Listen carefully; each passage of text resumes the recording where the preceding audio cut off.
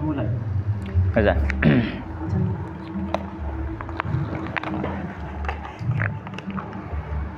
Bismillahirrahmanirrahim. Alhamdulillah wassalatu wassalamu ala Rasulillah wa ala alihi wa ashabihi wa man wala. Wala haula wala quwata illa billah. Amma ba'd, kita melanjutkan ngaji kitab Bulughul Maram min Adillatil Ahkam yang ditulis oleh Al-Hafidz Ahmad bin Ali bin Hajar Al-Asqalani yang wafat tahun 852 Hijriah rahimallahu rahmatan wasi'ah. Dan kita masih membahas pembahasan haji, fikih haji, dan sampai di hadis nomor berapa? Sekarang 636. 636. Silakan dibaca. Bismillahirrahmanirrahim. Rahimahullah taala wa Ibnu Abbas dari Ibnu Abbas radhiyallahu taala anhu qala beliau mengatakan qala lana Rasulullah sallallahu alaihi wasallam Rasulullah sallallahu alaihi wasallam la tarmu, janganlah kalian melempar al-jamrata jumrah Iya. Hatta hingga tatlu'u syamsu, sampai terbit matahari. Wal khamsa, disebutkan yang 5 illa nasaiya, kecuali nasai wa fihi, dan dalamnya inqita'un, ya namanya. Ada keterputusan. Baik. Bismillahirrahmanirrahim. Qala al-musannifu rahimallahu ta'ala wa nafa'ana bi ilmi fi dunya wal akhirah wa dakhalahu fasiha jannatihi wa taghammadahu bi rahmatihi Allahumma amin. Wa an Ibnu Abbasin, dan dari sahabat Ibnu Abbas radhiyallahu ta'ala anhuma qala, beliau berkata, qala lana, bersabda kepada kami Rasulullah sallallahu alaihi wasallam, la tarmu, janganlah melempar al-jamrata, jamrah, melempar jamrah. Dimaksud dengan melempar jamrah di sini adalah jamrah Aqabah di tanggal 10 Dzulhijjah. Karena lempar jamrah itu ada 4 hari. Sejak tanggal 10 sampai tanggal berapa? 13. Kalau tanggal 10, maka yang dilempar adalah jamrah Aqabah saja. Tapi kalau hari Tasyrik, yang dilempar 3-3-nya. Jamrah itu kan ada 3 ya. Jamrah ada 3. Ada jamrah kubra, wusta, Aqabah. Baik, maka di sini Nabi sallallahu alaihi wasallam mengatakan janganlah melempar jumrah hingga hatta tatlu'u syamsu, hingga terbit matahari. Ya, hingga terbit matahari. Rawahul khamsah, hadis riwayat yang 5 illan Nasa'i, kecuali Imam An-Nasa'i, wa fihi inqita'un, dan di dalamnya ada sisi keterputusan sanad. Ya. Ada sisi keterputusan sanad. Taib. Maka hadis ini membahas tentang waktu lempar jumrah Aqabah di tanggal 10. Waktu lempar jumrah Aqabah di tanggal 10. Baik. Kapan waktunya orang lempar jumrah Aqabah? Jadi kan gini, tanggal 10 itu kan, tanggal 9 itu kan orang tidurnya di mana? Musdalifah. Mari wukuf nang Arafah, bengi nang Musdalifah, terus nginep. Ya kan? Besok subuh sudah tanggal 10 wis riyo. Maka disunahkan ketika di Musdalifah ini orang itu baru berangkat ke Mina untuk lempar jumroh ketika langit sudah cerah. Ketika langit sudah cerah, meskipun matahari belum muncul. Jadi salat subuh di Musdalifah. Nah, terus ke Mina ngapain? Lempar jumroh Aqabah saja. Itu tanggal 10. Nah, hadis ini membahas tentang kapan waktu lempar jumroh Aqabah tanggal 10.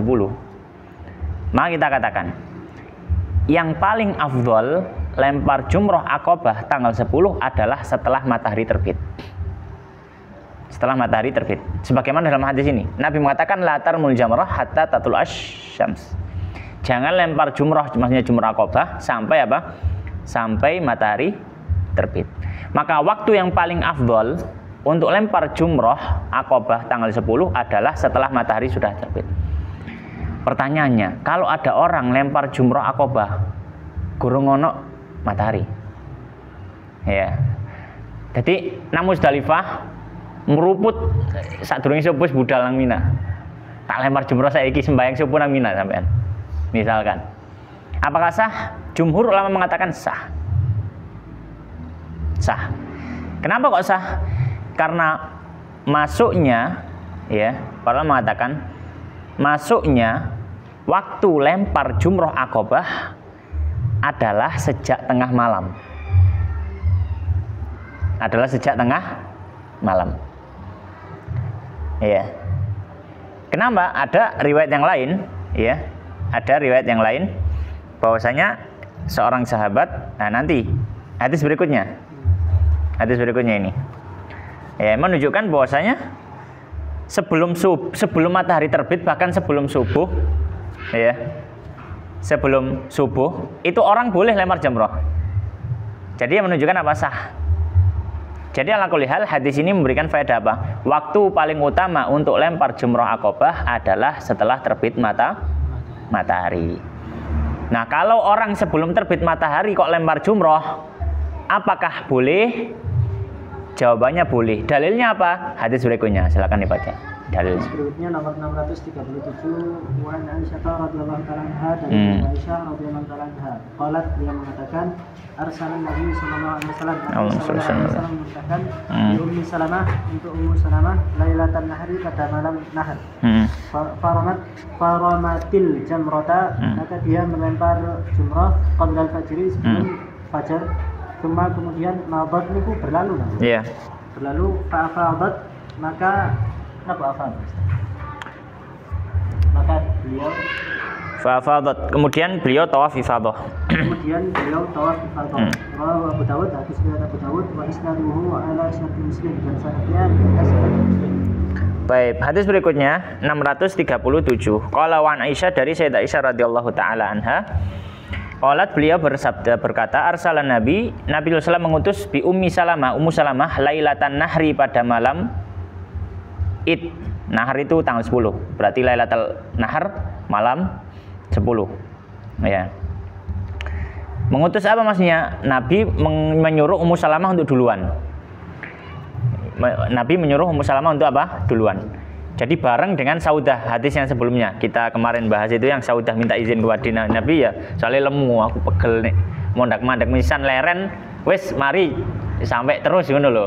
Itu jam mlaku mandek wis terus mesisan sampai kepegele kabeh metu langsung istirahat gitu. Ya, maka Ummu Salamah juga ikut. Ya, termasuk juga anak-anak Ibnu Abbas ikut. Nah, Nabi mengutus Ummu Salamah di malamnya, malam nahir ini, untuk lanjut bablas Mina. Enggak nginep di Muzdalifah. Jadi Muzdalifah cuma lewat tengah malam saja. Tengah malam langsung berangkat ke Mina. Faramatil jamrah, maka Ummu Salamah lempar jumrah qoblal fajri, sebelum subuh. Iya, lempar jumrah sebelum subuh. Ya, maka nih kalau ditanya haji itu pegel tak gak? Ya pegel. Ya capek. Jalan Mina, Arafah, Muzdalifah, Mina, Mekah, Mina. Wis Mekah maneh mulai wis pegel. Orang haji itu pegel, capek. Ya. Tapi ya disitulah pahalanya yang luar biasa. Karena haji itu, para ulama mengatakan haji itu adalah ibadah yang mengumpulkan berbagai macam unsur potensi kita untuk ibadah. Fisik masuk, harta masuk, ya, hati masuk, semuanya masuk ibadah haji itu. Semua masuk. Fisik, ya. Kalau sholat kan paling fisik ya. Nah, kalau zakat kan harta saja, ya.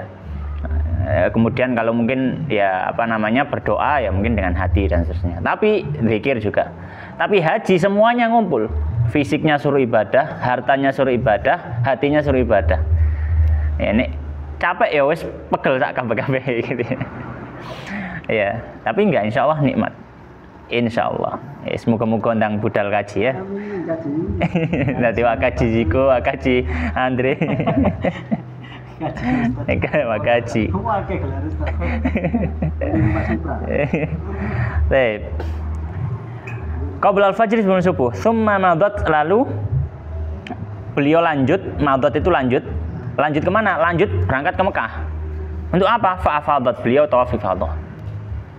Ya, beliau tawaf ifadah. Rawahu Abu Dawud, hadis riwayat Abu Dawud, wa isnaduhu ala syarti Muslim, dan sanadnya sesuai dengan syarat Muslim. Maka hadis memberikan faedah apa faedahnya? Bahwasanya orang yang lempar jamrah Aqabah tanggal 10 sebelum subuh, maka boleh. Kenapa boleh? Dalilnya hadis ini, kemudian para ulama mengatakan karena masuknya waktu lempar jumroh itu sejak tengah malam. Sejak tengah malam. Ya, jadi ya boleh saja. Wallahu taala a'lam. Nah ini, tapi kalau ini untuk lempar jumroh yang tanggal 10. Nah, tapi kalau yaumun nahar, kalau hari tasyrik kan lempar jumroh terus kan, 3 hari itu lempar jumroh, 3 jumroh. Jumroh kubro, wusta, akobah. Telu-telune di sawati kabeh, dilempar jumroh kabeh. Nah, kalau hari tasyrik, waktu masuknya lempar jumroh adalah ketika masuknya waktu zuhur. Jadi kok ono sing lempar jumroh sebelum zuhur, jam 09.00 wis lempar jumroh dilian, hari tasyrik nggak sah. Itu kalau hari tasyrik. Ini hari tasyrik ya. Ini jamroh hari nahar. Taib. Lanjut. Hadis selanjutnya nomor 638. Wa an Urwah bin Mudarris, dan dari Urwah bin Mudarris qala, dia berkata, qala Rasulullah, bersabda Rasulullah sallallahu alaihi wasallam, man syahida, barang siapa yang menyaksikan salatana, salat kami hari yang ini, ini maksudnya di Musdalifah, bahwa qafa ma'ana, lalu berwukuf bersama kami, hatta hingga nalufa kami berangkat sampai kami berangkat, wafat dan sembuh, waqafa berwukuf di Arafah, qabla dalik, sebelum ini, lailan au naharan, satu malam atau satu hari, maka lailan di waktu malam atau di waktu siang, lailan di waktu malam, au naharan atau di waktu siang, maka sungguh tamma, telah sempurna atau selesai hajinya, wa qada, dan berlalu telah menunaikan tafathahu. Mungkin apa Ustaz? Tafas itu maksudnya ya ibadahnya. Telah menunaikan ibadahnya. Rawahu Hamzah, diriwayatkan oleh yang 5, wa sahahu Tirmidzi, dan sahihkan At-Tirmidzi, wa Ibnu Khuzaimah, dan Ibnu Khuzaimah. Naam.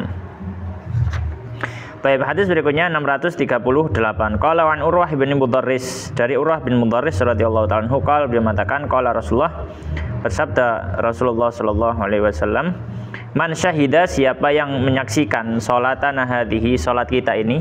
Nah, salat kita ini yang dimaksud adalah salat subuh. Ya. Salat apa? Salat subuh. Yakni bil Muzdalifah, yaitu di Muzdalifah, salat subuh di Muzdalifah.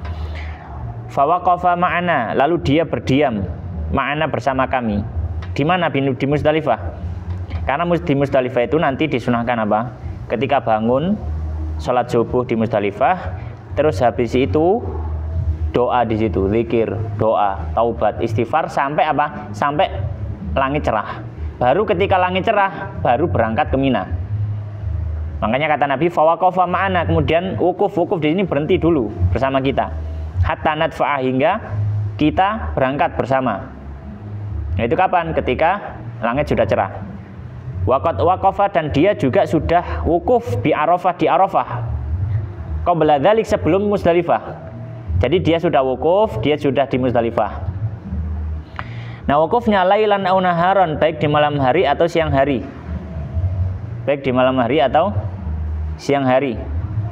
Faqad tamma hajjuhu, maka telah selesai sempurna hajjuhu, hajinya. Wa qada tafathahu, dan telah menyelesaikan ibadahnya. Ya, tafathah itu ya apa ya? At-tafath itu maknanya adalah amaliyah yang dihalalkan ketika orang sudah selesai haji. Amaliyah yang dihalalkan ketika orang sudah selesai haji. Dalam artian ya, yang sebelumnya kan haram kan ketika dia ihram kan. Ya, wa qad tafathahu maknanya sudah selesai hajinya, gitu gampangannya. Rawahul khamsah, hadis riwayat yang 5, wa sahahu Tirmidzi, disahihkan oleh Imam At-Tirmidzi, wa Ibnu Khuzaimah, dan juga Ibnu Khuzaimah. Maka hadis ini memberikan faedah. Apa faedahnya? Yang pertama, waktu wukuf di Arafah. Kapan batas waktu wukuf di Arafah? Maka para ulama mengatakan wukuf di Arafah waktunya sejak terbitnya fajar atau subuh tanggal 9 sampai subuh tanggal 10. Itu waktu wukuf. Ya. Waktu apa? Wukuf di Arafah. Jadi sejak subuh tanggal 9 sampai subuh tanggal 10. Jadi kalau misalkan ada orang yang berada di Arafah di rentang waktu ini, meskipun cuma sebentar, sudah dianggap sah wukufnya. Misalkan telat, ya tutup Mina, misalkan telat, ya kait budal tutup Mina tengah wengi. Wong wis tutup Musdalifah, iki kait budal katina Arafah. Telatin temen gitu loh. Dia ngejar langsung apa? Dari Mina langsung ke Arafah. Butnya. Sampai Arafah jam 3-an. Di sana diem bentar berdoa, ya. Kemudian habis itu baru berangkat ke Musdalifah. Baru keluar Arafah azan subuh. Subuh berarti itu tanggal 10. Mau takbiran. Apakah sah? Sah. Kenapa? Karena Nabi mengatakan waqad waqafa bi Arafah qabla dzalika lailan aw naharan. Dan dia sudah wukuf di Arafah baik waktu malam atau waktu siang. Ya. Waktu malam atau waktu siang. Ya. Taib. Maka itu pelajaran yang pertama. Ya.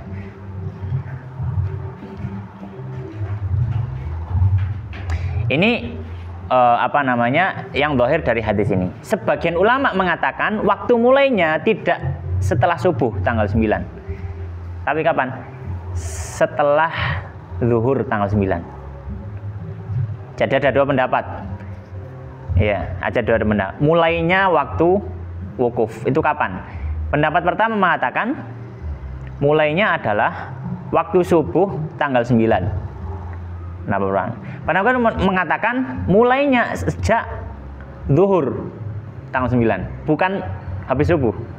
Jadi kalau misalkan ada orang wukuf mari subuh langsung budal nang Arafah, ya, terus saat durungi zuhur langsung ke Musdalifah cabut, nggak dianggap wukufnya.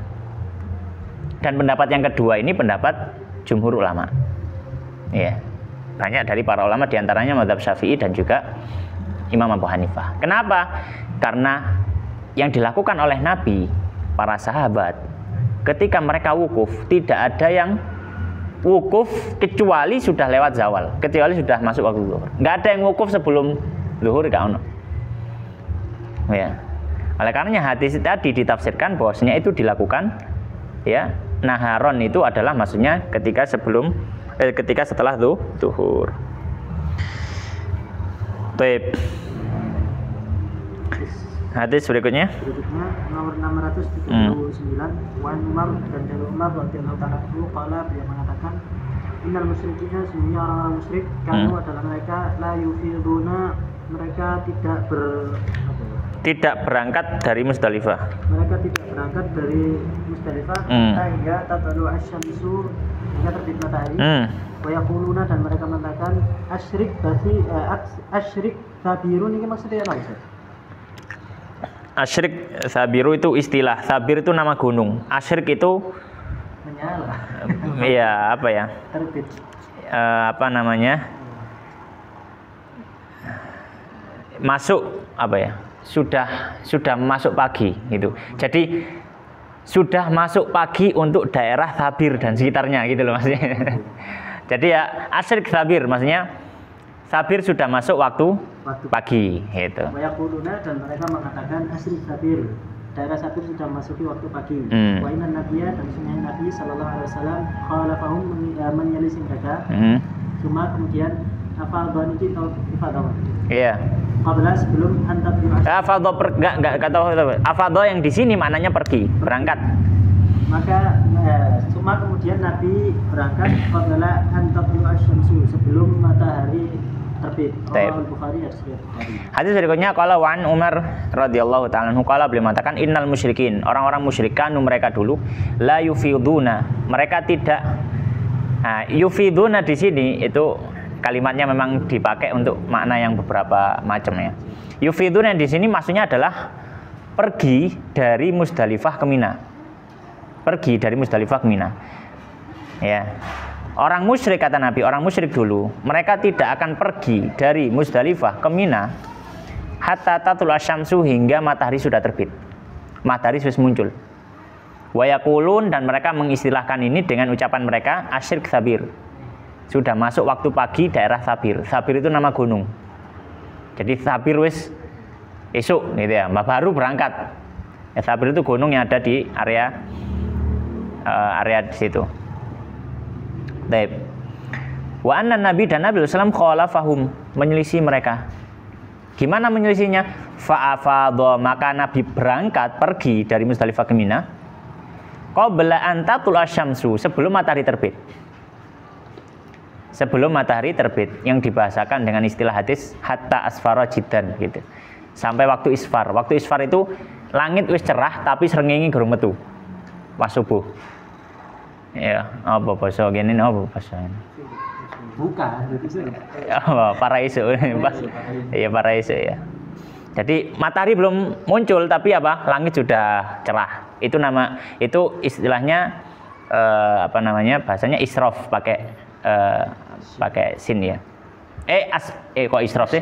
Isfar pakai sin, isfar. Ya, jadi Nabi keluarnya perginya ketika waktu apa? Isfar. Maka Nabi pergi sebelum matahari terbit, tapi tapi langit sudah cerah. Rawahul Bukhari, hadis riwayat Bukhari. Maka di sini memberikan faedah. Apa faedahnya? Disunahkan pergi dari Muzdalifah ke Mina ketika matahari belum terbit namun langit sudah cerah. Ketika matahari belum terbit namun langit sudah cerah. Ya.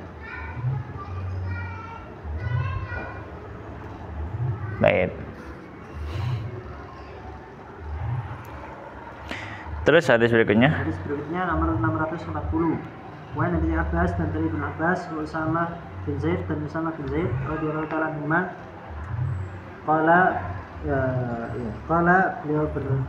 Mereka berdua berkata, Nabi sallallahu alaihi wasallam, senantiasa Nabi sallallahu alaihi wasallam beliau bertakbir hatta hingga rama jamratul aqabah, sampai melempar jamrah aqabah. Rawahul Bukhari, Sahih Bukhari. Hadis berikutnya 640. Qala wa Ibnu Abbas, dari Ibnu Abbas wa Usama bin Zaid dan Usama bin Zaid radhiyallahu ta'ala anhuma. Qala, keduanya berkata, lam yazalin Nabi, senantiasa Nabi sallallahu alaihi wasallam yulabi, bertalbiyah hatta hingga rama jamratul aqabah, beliau melempar jumrah aqabah, berarti tanggal 10. Rawahul Bukhari, hadis riwayat Bukhari. Baik, kemarin kita sudah bahas bahwasanya di malam takbiran sebagian sahabat ono sing takbiran, sebagian ada yang talbiyah. Dan sahabat mengatakan, dan kami tidak saling mengingkari, sing kate takbiran monggo takbiran, yang mau talbiyah silakan talbiyah. Jadi nggak ada masalah. Nah, cuma Nabi sendiri beliau bertalbiyah, nggak takbiran. Ya, beliau bertalbiyah, tidak takbiran. Ya. Baik. Maka hadis ini, hadis Ibnu Abbas, memberikan pelajaran pada kita. Apa pelajaran pada kita? Termasuk yang dianjurkan, ya, pada hari Id, ya, bagi jamaah haji adalah tetap bertalbiyah. Nah, kapan batas waktu berhenti talbiyah? Sampai lempar jumroh. Jadi nek wis lempar jumroh, ya, ketika baru ngelempar, pertama kali ngelempar, sudah selesai, nggak takbiran lagi, nggak talbiyah lagi. Ya, jadi talbiyah, ya, dianjurkan ketika hari Id, dan berhenti sudah nggak talbiyah lagi. Kapan? Ketika lempar jamroh aqabah.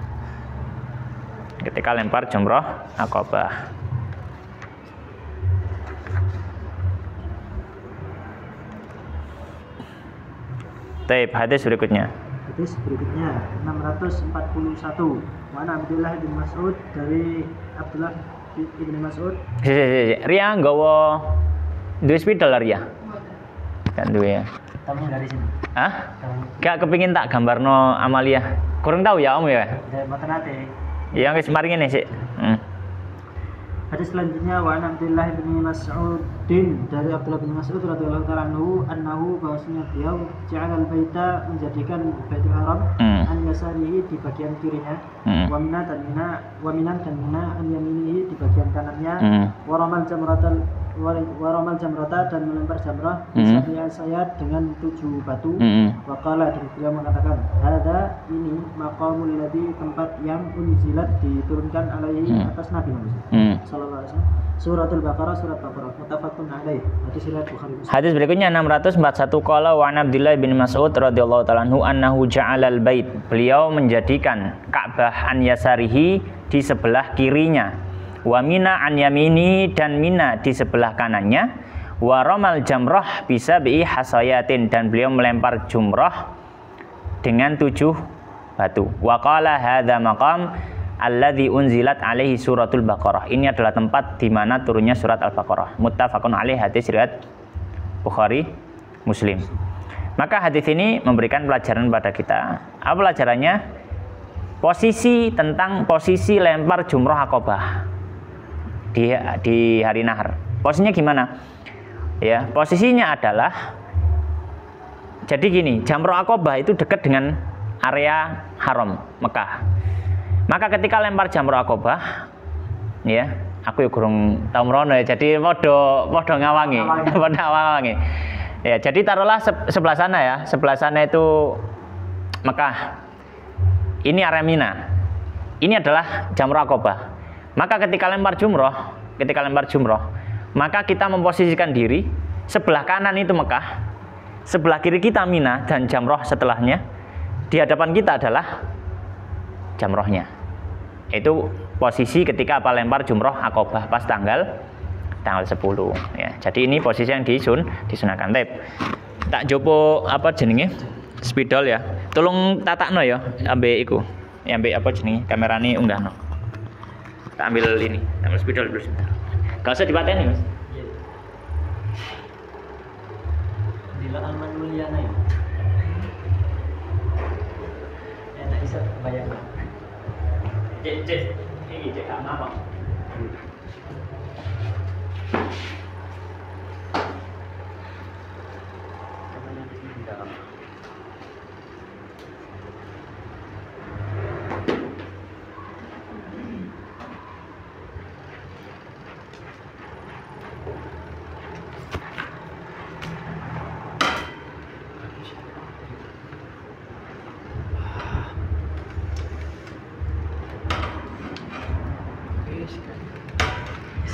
Matematika ya.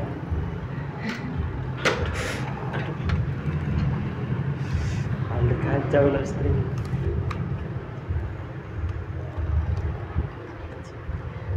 Ternyata biru. Kurang sini. Siapa? Habis.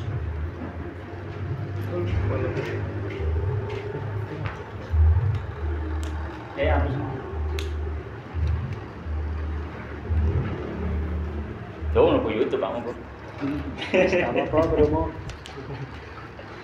Bro. Jalan Al-Furqan ini. Oh.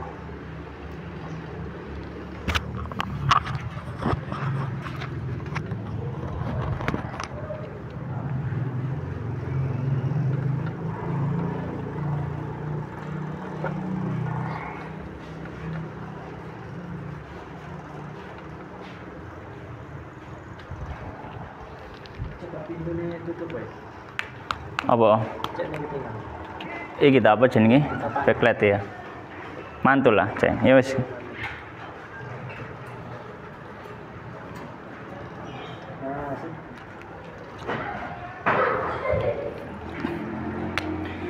Baik, anggap aja ini Madinah ya. Madinah mikote Dzul Hulaifah bahasa Indonesia. Dzul Hulaifah mikot. Iki Mekah. Ini Mekah.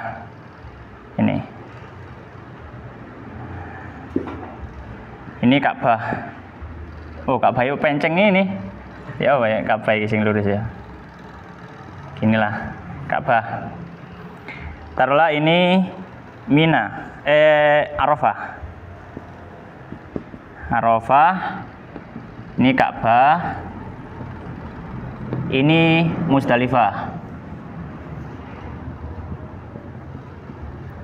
Musdalifah. Terus ini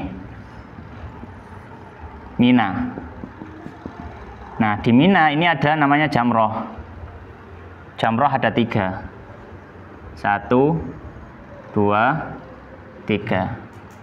Ini namanya Jamroh Aqobah. Ini namanya Jamroh Wusto.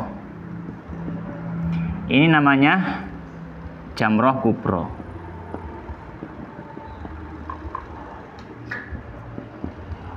Ini di sini ada bukit namanya Masy'aril Haram.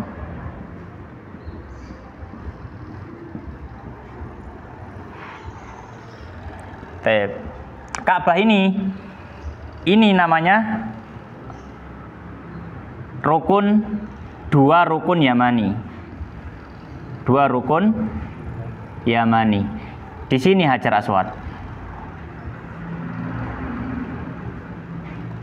Hajar Aswad. Ini rukun Yamani. Rukun Yamani. Ini 2 rukun Syam.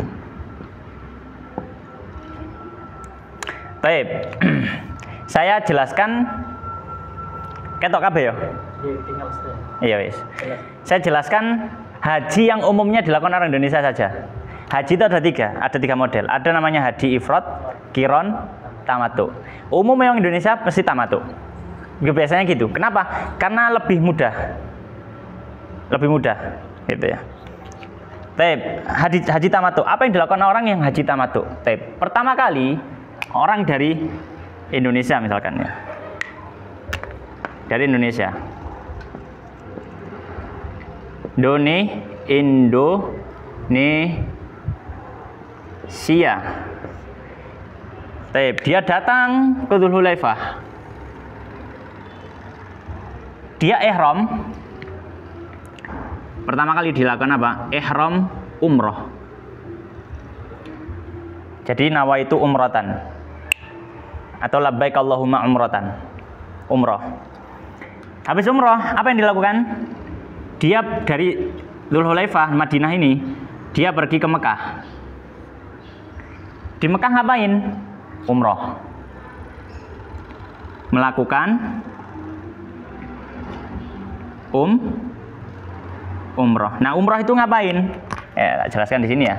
Berarti umroh di sana mencakup yang pertama, tawaf. Yang kedua, sa'i. Yang ketiga, cukur rambut, tapi tidak sampai habis. Soalnya engko tahallul maneh. Nek kok pocol entek, engko gak uman hajinya. Cukur rambut tapi tidak sampai habis. Jadi mungkin cukur sedikit gitu ya. Nah, ini umroh. Oh, kaget dah. Iya, umroh ya. Selesai umroh. Habis itu apa? Kan tahallul ya. Habis cukur rambut kan sudah. Terus keempat, kalau sudah selesai semuanya menjadi halal. Ya, atau kita katakan melakukan umroh terus setelah itu jadi halal. Jadi halal ini gimana? Dia lepas atribut umrohnya. Dia lepas kain ihramnya, dia lepas ridaknya, izarnya dilepas, boleh pakai wangian, ya, dan seterusnya. Ya, boleh berburu hewan kalau zaman dulu. Terus apa yang dilakukan? Dia tunggu saja di haram, di Mekah, ditunggu. Ditunggu sampai kapan? Sampai tanggal 8 Dzulhijjah. Ketika 8 Dzulhijjah, ya, saya jelaskan di sini, jadi halal. Sampai tanggal 8 Dzulhijjah. Ya. Sampai 8 Dzulhijjah. Kalau sudah 8 Dzulhijjah, apa yang dilakukan? Dia ihram lagi. Ihram apa? Haji. Ya, maka kalau sudah 8, ihram haji dari tempat tinggalnya. Tempat tinggal. Kalau dia di haram ya. Sudah ihram haji, ya dia pakai baju ihramnya lagi. Tanggal 8 ya, berarti ya. Kemana? Ke Mina. Berarti ini tanggal 8. Tanggal 8 ke Mina. Tapi di Mina ngapain? Menginap. Ya, bermalam. Bermalam sampai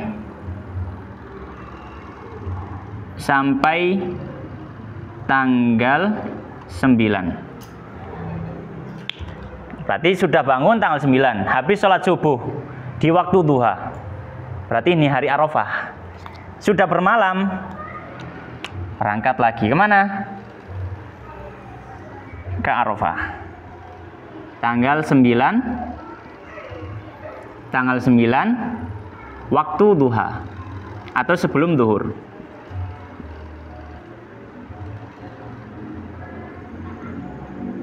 Sebelum duhur. Di Arafah ngapain? Wukuf.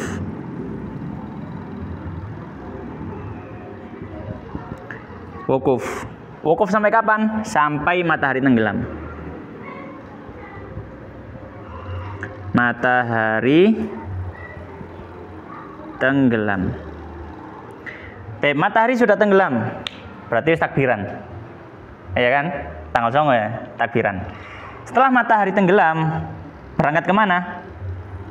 Ke Muzdalifah. Berarti ini malam takbir ya. Malam takbir atau tanggal 10. Apa bahasa nih? Malam 10 ngono. Malam takbir ngono lah, gampangan yes. Malam takbir. Berangkat ke Muzdalifah. Maka di jalan boleh dia takbiran, boleh dia talbiyah. Sampai Muzdalifah. Nah, di sini sama berarti sholat zuhur asar gini ya. Di sini apain? Menginap ya, bermalam sampai waktu isfar. Isfar yang tadi. Matahari belum muncul tapi langit sudah cerah. Sudah isfar. Ya, sudah isfar. Terus kemana? Ke Mina.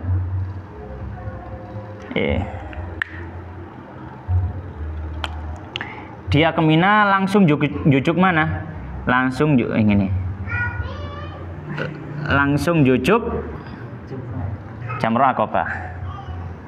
Ya, langsung jujuk Jamrah Aqabah. Ini berarti sudah ya 10 pagi ya. Tanggal 10 pagi. Tanggal 10 pagi. Apa yang dilakukan? Lempar jumroh. Loh, cari batunya di mana? Boleh di jalan, pas berangkat boleh di jalan. Atau di Muzdalifah. Lempar jumroh. Di Jumrah Aqabah. Kemudian apa yang dilakukan di sini? Ya, pada tanggal ini. Maka kita kasih penjelasan di sini. Yang dilakukan adalah yang pertama, lempar Jamrah Aqabah saja. Yang kedua, menyembelih hewan, menyembelih dam itu denda haji ya, atau kurban kalau ada. Kurban kalau ada. Terus yang ketiga, cukur rambut. Nah, di sini apa? Cukur rambut. Kalau sudah cukur rambut, ini namanya tahallul 1. Haji punya 2 tahallul. Ini namanya tahallul 1. Dumai. Haji punya 2 tahallul. Kalau sudah cukur rambut, berarti dia sudah tahallul 1. Nah, tahallul 1 maknanya apa? Dia boleh lepas baju, boleh pakai wangian, tapi nggak boleh melakukan hal yang masih ada hubungannya dengan perempuan. Ya, misalkan berjumpa dengan istrinya, menikahkan, atau dia sendiri menikah, itu masih nggak boleh. Sampai apa? Sampai tahlul kedua. Kapan tahlul kedua? Ketika dia tawaf rukun. Maka setelah ini selesai, dari sini selesai, balik ke Mekah lagi. Balik ke Mekah. Ya, ke Ka'bah. Ngapain di sana? Tawaf. Ya, kita kasih penjelasan di sini. Wah, nyabang ini wis, gak apa-apa. Yang pertama di sini tawaf ifadah. Tawaf ifadah. Kemudian 2 sa'i. Sudah tawaf ifadah, kemudian sudah sa'i, maka sudah selesai tahallul. Habis dari sini. Iya. Apa yang dilakukan? Iya. Setelah dari tawaf ifadah selesai, sa'i selesai, balik lagi ke Mina. Balik lagi ke Mina. Ya, ini masih rentetan tanggal 10 itu. Jadi tanggal 10 paling wakeh. Paling wakeh. Nanti tanya, "Lu Set, karena sembayangan." Karena sembayangan, wis. Karena sembayangan wis iki repot riwari. Balik ke sini. Balik ke Mina. Di Mina ngapain dia? Maka ketika dia sudah di sini, apa yang dilakukan? Bermalam. Yang pertama, bermalam berarti nginep ya. Bermalam sejak tanggal sampai tanggal 13. Sampai tanggal 13. Yang kedua, setiap hari